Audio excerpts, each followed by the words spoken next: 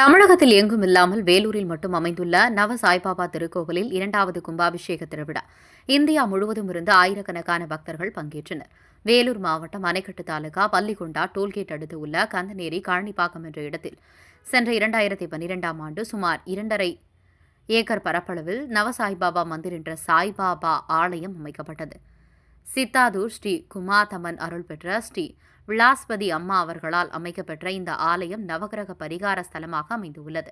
9 நவகிரகங்களுக்கு பரிகார ஸ்தலமாக 9 இடங்கள் தமிழகத்தில் பல்வேறு இடங்களில் அமைந்திருந்து அருள் பாவித்தாலும் அந்த 9 இடங்களுக்கு சென்று வந்த பலனை இந்த ஒரே கோவிலுக்கு வந்து வழிபட்டால் அனைத்து பலனை அடைந்து விடலாம் என்று பக்தர்கள் தமிழகம் மட்டுமல்லாது இந்தியா மற்றும் வெளிநாடுகளிலிருந்து இங்கு வந்து சாய்பாபாவை வழிபடுகின்றனர்.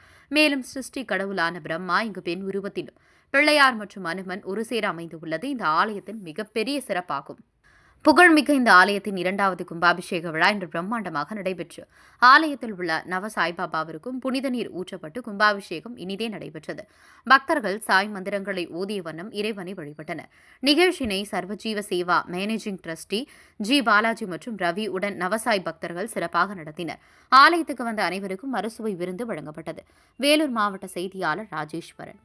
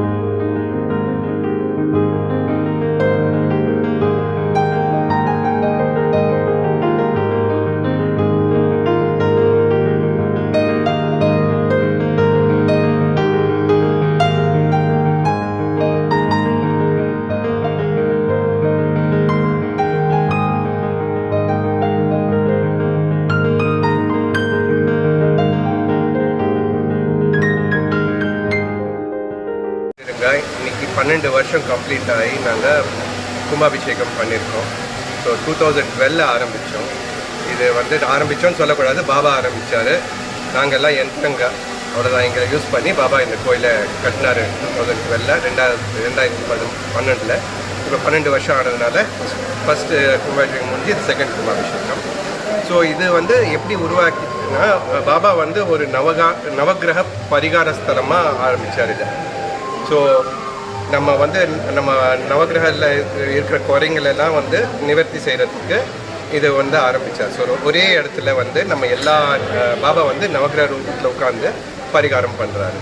ஸோ இதை பற்றி எல்லாம் நம்ம ரவிசாமி இது நல்லா உங்களுக்கு எக்ஸ்பிளைன் பண்ணுவார், அவர் சொல்லுவார்.